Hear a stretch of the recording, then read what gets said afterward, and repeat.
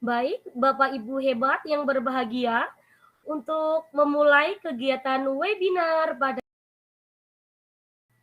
pembahasan materi dari 6 narasumber, kemudian yang terakhir adalah penutup.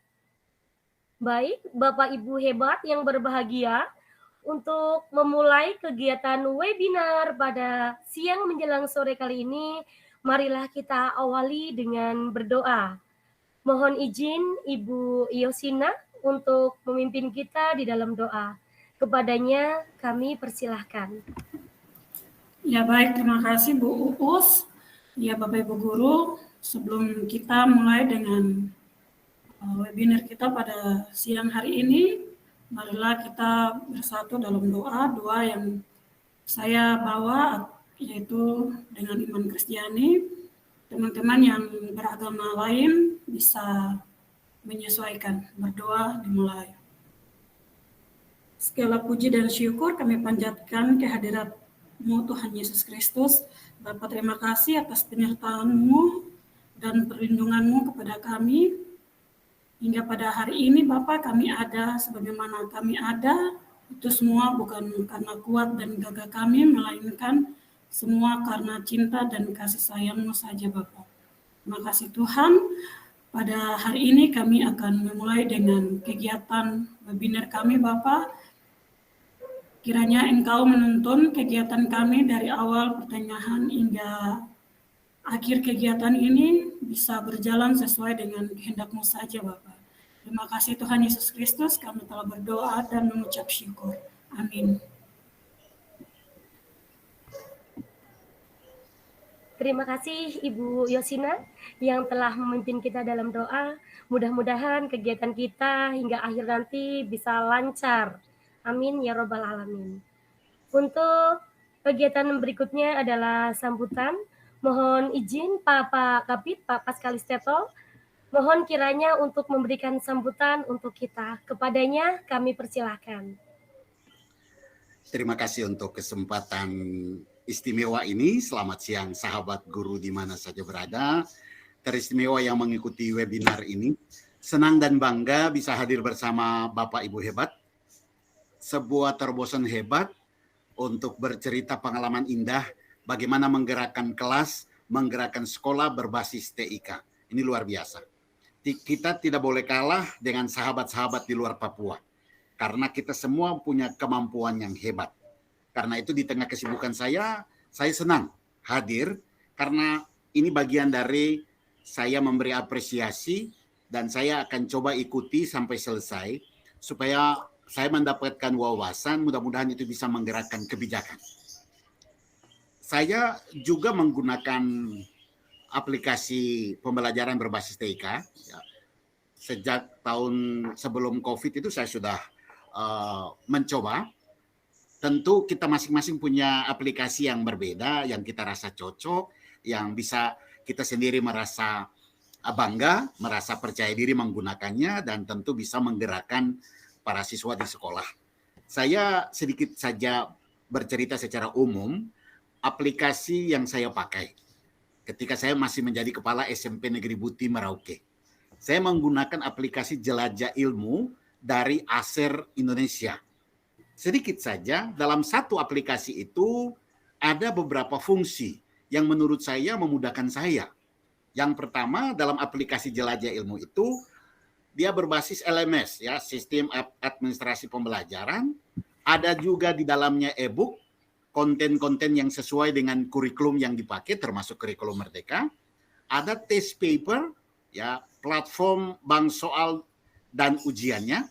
Kemudian ada classroom, ya, platform kelas online, dan juga ada chat, ya, platform komunikasi dan diskusi. Semua itu ada dalam satu aplikasi yang dikenal dengan nama Jelajah Ilmu. Nah, saya senang sekali karena saya orang yang suka belajar, tapi tidak terampil menggunakan TIK. Lain kali saya cuma omong besar, tapi tidak terampil. Tapi dengan aplikasi ini, saya bisa menggunakannya. Nah, sedikit saja aplikasi ini dia komprehensif. Kenapa saya katakan dia komprehensif? Karena dia satu aplikasi untuk semua fungsi yang dibutuhkan dalam proses pembelajaran. Kemudian di dalamnya juga ada modul ajar, ada buku digital yang sudah melewati proses kurasi yang ketat, kemudian juga ada material mengajar dalam bentuk PTT, ada bank soal, dan ada evaluasi hasil pembelajaran. Karena itu sangat komprehensif. Yang kedua, dia mengacu untuk peningkatan kualitas pendidikan.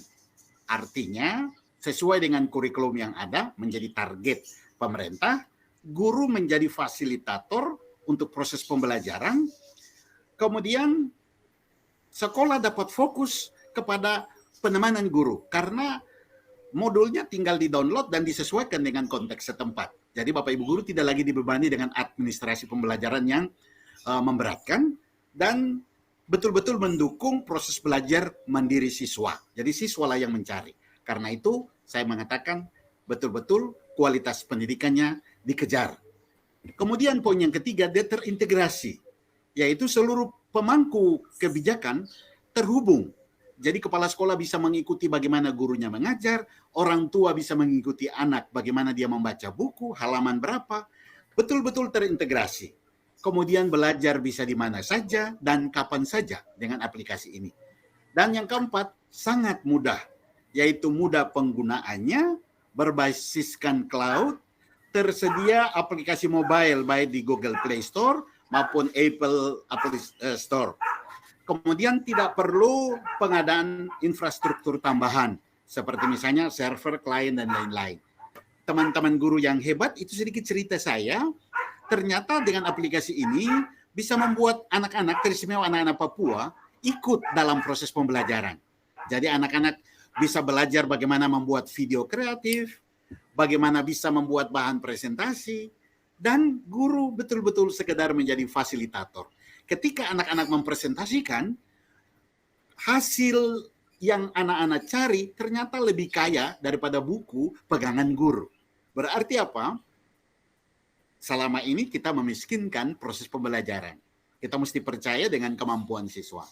Nah, teman-teman sahabat guru, sebentar kita akan saling berbagi best practice. Saya ingin dengar juga, mudah-mudahan setelah ini kita juga akan menggerakkan sekolah-sekolah lain. Jangan pernah putus asa kalau hasilnya belum banyak, tetap terus berinovasi. Saya senang sekali teman-teman dari Papua lainnya kita bergabung di sini untuk bercerita tentang indahnya kita merancang proses pembelajaran berbasis TIK di sekolah kita. Mungkin sekolah kita kecil, tidak besar, mungkin anak-anak kita tidak cerdas, tapi saya percaya dengan cara-cara seperti ini kita bisa membawa sesuatu yang hebat di sekolah kita. Ayo kita saling berbagi, teruslah berbagi, dan dengan senang hati saya akan mengikuti seluruh kegiatan sampai selesai. Demikian yang bisa saya sampaikan, saya kembalikan, Tuhan memberkati. Baik, terima kasih Bapak Kabid, Pak Pascal yang sudah memberikan sambutannya sekaligus memberikan motivasi untuk kita semua agar selalu semangat dalam berbagi praktek baik yang sudah kita laksanakan. Baik Bapak dan Ibu hebat semuanya, sebelum kita memasuki kepada narasumber pertama sampai narasumber ke-6, saya di sini akan memperkenalkan terlebih dahulu. Narasumber yang pertama adalah Pak Aprianus Rompa. Ya, sudah bergabung ya Pak Apri ya? Siap hadir. Oke. Narasumber yang kedua adalah Pak Ardi Firmansyah. Kemudian narasumber yang ketiga adalah Ibu Punagi. Siap. Narasumber yang keempat adalah saya sendiri, Usfatun Hasanah. Narasumber yang kelima adalah Ibu Yosina. Siang. Narasumber yang keenam adalah Ibu Irna. Siang. Ya, baik, itu adalah narasumber yang akan berbagi praktik baik dari pelaksanaan yang sudah dilaksanakan pada sekolah masing-masing. Baik, Bapak dan Ibu yang berbahagia, saya melihat di daftar yang sudah mengikuti sepertinya Pak Duta sudah masuk ya, Pak Duta di sini. Izin Pak Duta? Ya. Iya, mungkin Pak Duta bisa memberikan sedikit sepatah dua patah kata untuk kita semua agar lebih bersemangat untuk mengikuti kegiatan webinar praktik baik pada siang menjelang sore kali ini. Silahkan Pak Duta, kami persilahkan. Baik, Terima kasih. Apakah suara saya terdengar dengan baik? Sudah, Pak. Sudah Pak, terdengar. Terima kasih. Terima kasih atas waktunya yang telah diberikan oleh moderator. Salam dan bahagia. Isakot Bekai, Isakot Kai, satu hati, satu tujuan. Yang saya hormati Bapak Kabid Kurikulum, Bapak Paskalisteto, yang telah membersamai kita bersama. Kemudian yang saya banggakan sahabat teknologi Papua dan seluruh Bapak Ibu, guru, selamat siang dan salam sejahtera buat kita semua. Izinkan saya berpantun terlebih dahulu sebelum lanjut untuk memberikan penguatan buat rekan-rekan semua. Tinggi nilainya Intan Permata, namun tak seindah sayap cendrawasih. Teknologi canggih untuk pendidikan kita, namun apa gunanya tanpa berbagi dan berkolaborasi. Mantap. Pada kesempatan siang hari ini, saya sangat bersyukur bisa memberikan sambutan yang hangat untuk Bapak Ibu guru semua bersama sahabat teknologi Papua. Tentunya guru harus terus bertransformasi. Seiring perkembangan zaman, kita mendidik peserta didik kita sesuai dengan kodrat alam dan kodrat zaman. Artinya, zaman saat ini adalah zaman teknologi. Kita tidak mungkin akan seperti masa lampau tanpa menggunakan teknologi. Nah, tentunya teknologi ini sangat berperan penting untuk Bapak Ibu guru semua.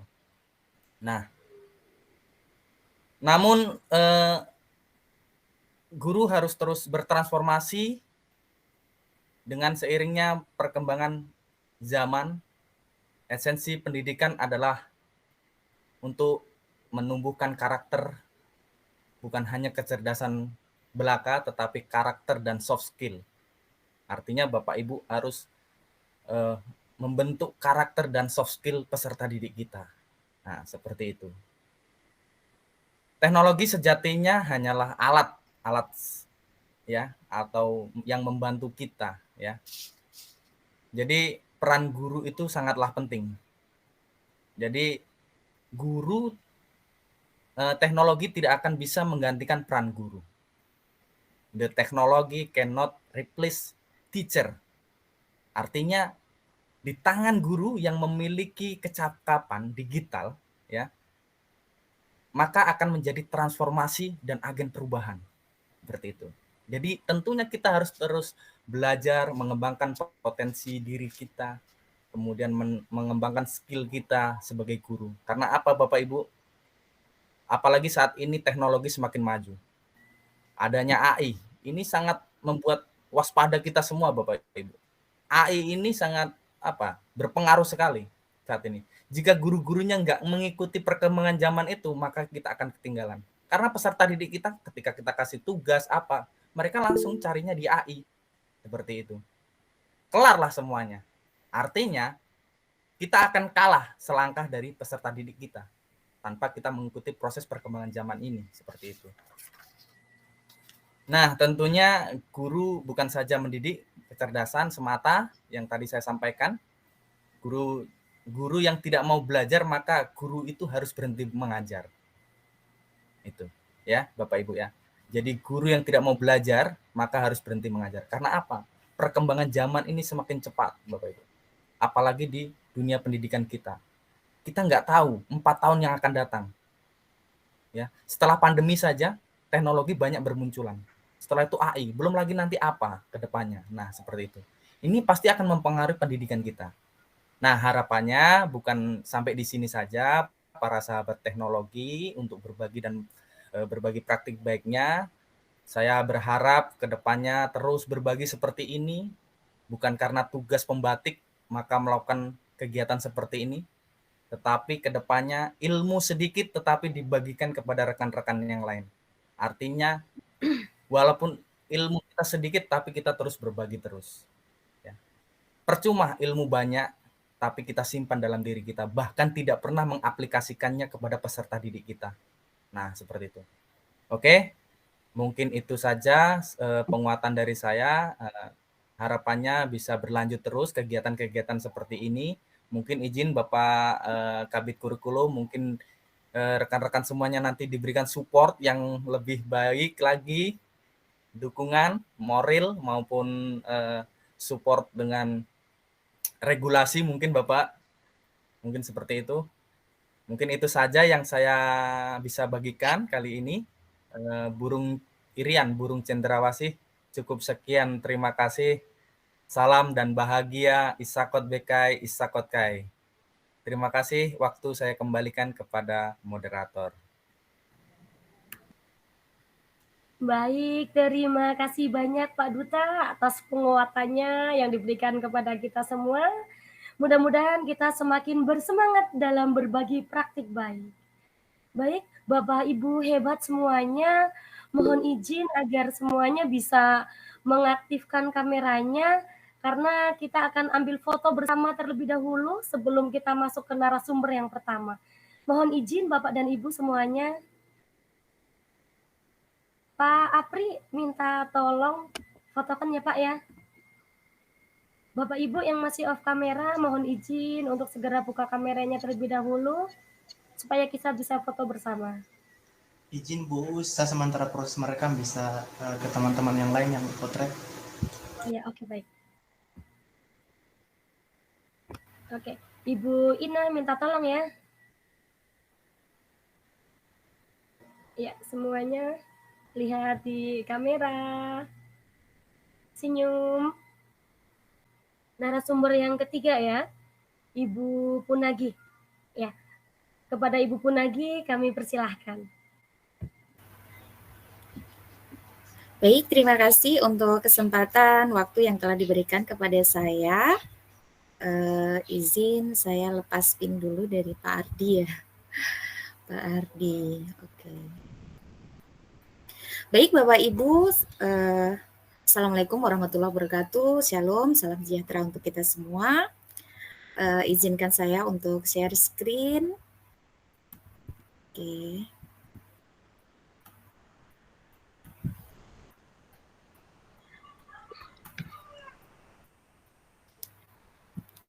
Apakah sudah nampak Bapak Ibu?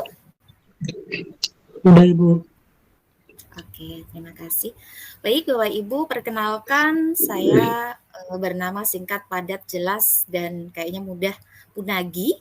Saya sementara bertugas di SDN 1 Merauke, kemudian saya juga sebagai guru penggerak di Angkatan 3 Kabupaten Merauke, kemudian sementara ini sedang mengikuti program pembatik di mana ini merupakan masuk di level terakhir, level 4. Baik Bapak Ibu, selanjutnya di sini sebelum saya ada sedikit untuk mungkin Bapak Ibu bisa konsentrasi sedikit.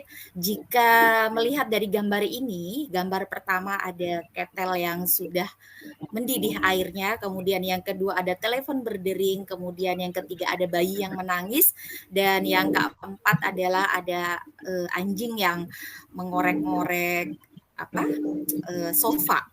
Nah, ketika hal ini terjadi dalam satu kali waktu, kira-kira Bapak Ibu apa ya tindakan Bapak Ibu apa yang akan dilakukan terlebih dahulu? Silahkan Bapak Ibu boleh chat langsung di kolom chat ya.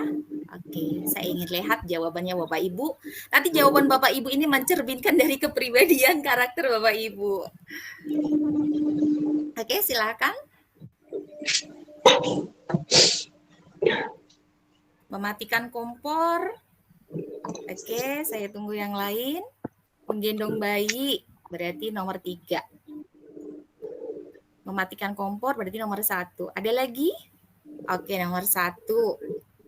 Mematikan kompor nomor 1.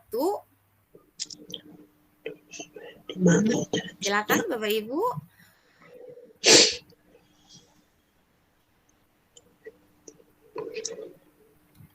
Oke, baik. Mungkin Bapak Ibu sudah punya jawaban. Mungkin tidak disampaikan, tapi jangan takut, ini hanya sekedar untuk refresh saja. Jika Bapak Ibu memilih tindakan pertama adalah mematikan kompor. Bapak Ibu ini merupakan orang yang bersemangat. Orang yang bersemangat tapi sedikit agak pemarah gitu. Kemudian ketika membuat keputusan dengan cepat dan tanpa keraguan, dia yakin dengan keputusannya. Kemudian tidak ada yang menghentikan ketika Anda ingin mencapai suatu tujuan. Bapak Ibu punya tujuan, maka akan dia semangat untuk mencapai dengan goalnya dan sangat memperhatikan keselamatan. Itu untuk Bapak Ibu yang memilih nomor 1, yaitu mematikan kompor terlebih dahulu. Kemudian untuk Bapak Ibu yang menjawab tadi ada menggendong bayi. Nah, kalau menggendong bayi berarti nomor 3. Ini Bapak Ibu ini merupakan orang yang tenang dan banyak akal. Kemudian suka membantu orang lain dan siap mengorbankan diri untuk kepentingan orang lain. Luar biasa. Baik Bapak Ibu, tidak bermaksud untuk menebak kepribadian, tapi ini hanya merupakan ya untuk refresh kita. Belum tentu juga ini sesuai dengan karakter Bapak Ibu ya. Lanjut Bapak Ibu, saya akan melanjutkan untuk berikutnya adalah di mana pada kesempatan sore ini masih bertemakan dengan menguatkan ekosistem digital pendidikan dengan berkarya dan berbagi untuk mewujudkan merdeka belajar, di mana di sini kami diberi tugas sebagai seorang pembatik level 4 adalah untuk melakukan inovasi pembelajaran. Di sini pembelajaran yang saya terapkan adalah berbasis TIK. Kebetulan saya ngajar di kelas 1 SD, kelas di mana yang super heboh. Nah, di sini yang praktik baik yang saya lakukan adalah pembelajaran dengan menggunakan game quizzes pada siswa kelas 1 SD dan penerapannya pada siswa saya di kelas 1. Baik, adapun tujuan pelaksanaan. Jadi kenapa saya memilih games Kahoot? Di sini tujuan umumnya adalah dengan menggunakan aplikasi quizzes, siswa mampu melakukan penjumlahan 1 sampai 10 dengan benar. Jadi kebetulan ini materi yang saya sampaikan yang diterapkan menggunakan game quizzes ini adalah materi penjumlahan pada mata pelajaran matematika. Adapun untuk tujuan khususnya adalah dengan menggunakan aplikasi quizzes ini siswa dapat mengerjakan tugas dengan bahagia. Ya, kembali kepada kurikulum merdeka, di mana kurikulum merdeka ini mengajak Bapak Ibu untuk bagaimana anak-anak ini belajar bukan dengan banyak tekanan, tapi mengerjakan tugas itu, mengerjakan tugas, kemudian belajar itu dengan senang, dengan hati yang senang, seperti itu. Oke, selanjutnya latar belakang. Jadi kenapa saya memilih pembelajaran menggunakan quizzes di kelas 1. Ya, jadi latar belakangnya pastinya dari yang pertama itu dari karakter muridnya. Kalau murid kelas 1 itu pribadinya itu pasti belum mandiri, kemudian gemar bermain dan mudah bosan. Di sini yang saya garis bawahi bahwa anak kelas 1 Bapak Ibu bisa bayangkan itu tiap harinya pasti bermain di dalam kelas. Itu pasti, bukan setiap hari, bukan hanya di kelas tapi di rumah juga senangnya bermain. Kemudian kalau diajak belajar itu mereka mudah bosan. Nah, kemudian pada materi penjumlahan murid kurang antusias dalam mengerjakan soal. Ya. Kemudian murid membutuhkan inovasi pembelajaran pada materi penjumlahan. Jadi saya pikir anak-anak ini kenapa nggak antusias dan lain sebagainya. Seperti itu saya pikir oh berarti ini memang perlukan sebuah terobosan bagi guru untuk bagaimana supaya anak-anak ini antusias dalam mengerjakan soal-soalnya. Dalam pelaksanaannya tentu ada tantangan, di mana fokus belajar siswa kelas 1 adalah calistung, baca, tulis, hitung, tapi pada kenyataannya siswa kelas 1 apalagi di sekolah negeri itu banyak yang belum bisa membaca. Itu jadi tantangan juga bagaimana menerapkan pembelajaran puisi sementara anak-anak nggak ngerti baca gitu. Ibaratkan huruf itu tidak tahu. Nah, di sini tantangannya saya membutuhkan rekan guru. Jadi saya harus berkolaborasi nih, saya harus mencari teman guru untuk mulai menyiapkan perangkatnya dan lain sebagainya. Kemudian untuk action di tahap pelaksanaannya ini saya melakukan yang pertama langkah persiapan pembelajaran. Pastinya menyesuaikan RPP, sesuaikan dengan materinya, kemudian langkah-langkahnya seperti apa. Di sini saya menyiapkan. Kemudian soal-soal dalam aplikasi quizzes. Bapak Ibu pasti sudah tidak asing, tadi sudah disampaikan juga Pak Aprianus dan juga rekan-rekan guru, saya yakin banyak yang sudah menerapkan pembelajaran menggunakan games quizzes ini. Di sini saya menggunakan soal-soal yang kadang-kadang saya adopsi, saya ambil dari soal-soal orang lain yang saya rubah, saya edit kembali, disesuaikan. Kemudian ada juga yang memang murni saya buat murni tidak ngambil dari file orang lain seperti itu. Jadi di sini bebas Bapak Ibu. Kemudian di sini saya mengecek kesiapan alat. Di sekolah kami kebetulan ada komputer, ada Chromebook, hanya saja yang sering digunakan adalah Chromebook-nya. Jadi di sini Chromebook dan pastinya menggunakan Infocus juga. Chromebook di sekolah disesuaikan dengan jumlah murid. Kemudian berkolaborasi dengan rekan guru. Di sini saya minta bantuan juga oleh rekan guru yang kurang lebih punya waktu untuk bisa bantu saya waktu kegiatan pembelajaran kuisis ini. Di sini langkah kedua saya membagi siswa secara berpasangan. Kebetulan Chromebook-nya ini yang 15 yang artinya yang bagus. Jadi karena murid saya ada 30, jadi saya bagi satu komputer atau satu Chromebook 2 anak seperti itu. Dan di sini ketika di pembelajaran kuisisnya saya mengarahkan murid masuk aplikasi Quizizz. Jadi kita setting ulang. Jadi saya dengan rekan guru ini sudah menyeting duluan sebelum anak-anak masuk. Jadi sudah disetting,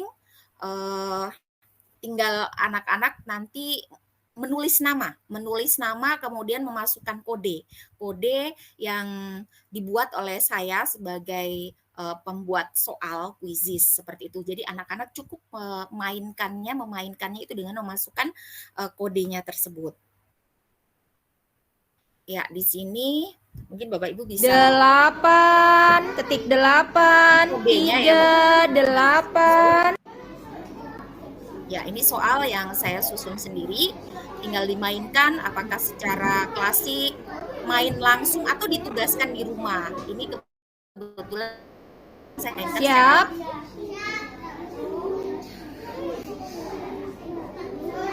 Itu aja. Oke.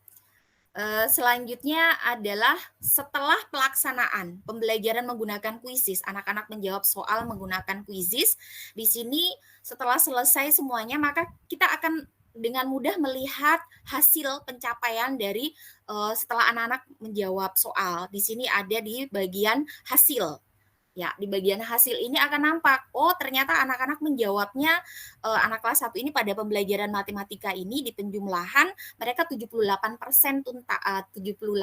mereka mampu menjawab seperti itu. Dari 100%.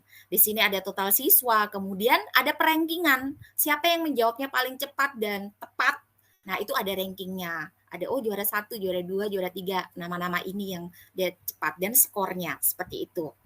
Nah, tindak lanjutnya saya adalah setelah kita mengetahui hasilnya, anak-anak yang mereka di rumah difasilitasi oleh gadget, kemudian dengan komputer seperti itu, saya men-share di grup untuk Bapak Ibu yang orang tuanya memiliki gadget, maka bisa juga anak ini mengulang kembali atau saya berikan semacam kuis lainnya seperti itu. Jadi biar anak-anak ini terlatih.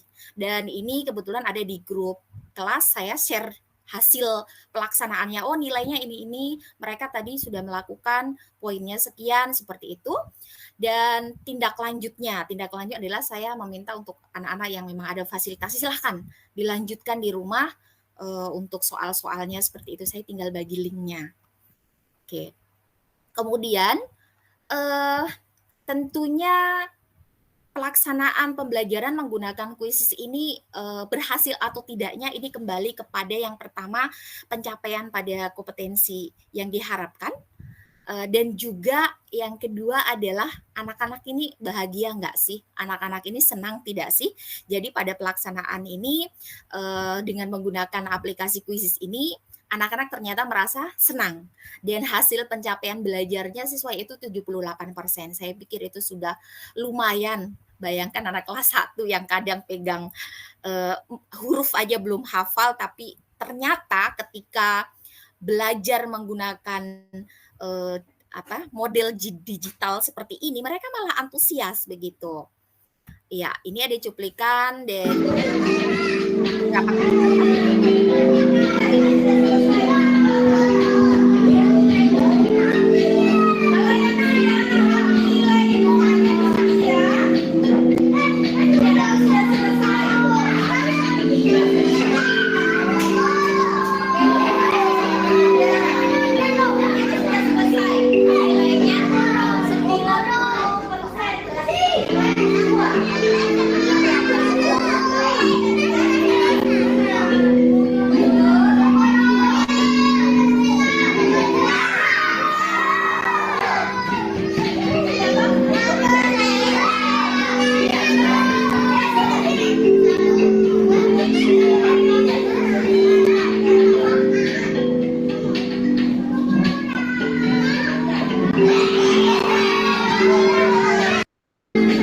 Oke, saya agak lepaskan.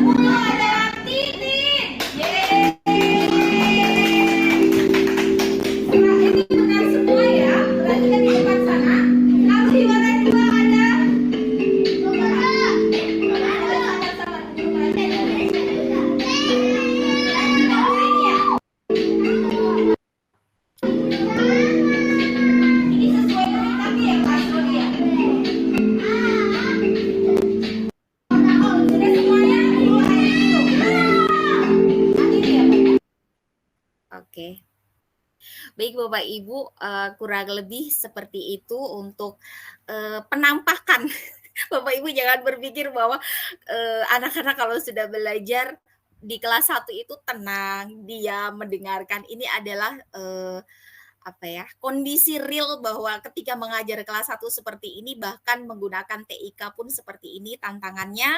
Tapi di sini saya bersyukur bahwa anak-anak senang dan mengenal IT itu sejak dini seperti itu, meskipun dengan keterbatasan yang ada, keterbatasan sarana dan prasarana, kemudian kemampuan anak-anak yang memang terbatas. Tapi saya pikir ketika kita mau untuk mencoba, ketika kita konsisten, itu tetap akan berdampak meskipun itu perubahannya sangat kecil, tidak seperti ekspektasi kita, tapi ketika kita mau mencoba, saya pikir pasti akan ada hasilnya.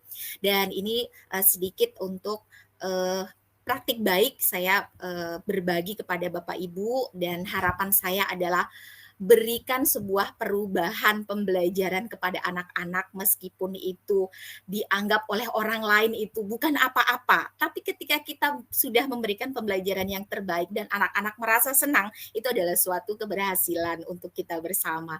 Mungkin itu saja dari saya. Mohon maaf jika ada kata-kata yang kurang berkenan dan pada pelaksanaannya ini kurang jauh dari kata sempurna. Terima kasih. Saya kembalikan kepada moderator. Assalamualaikum warahmatullahi wabarakatuh. Selamat sore.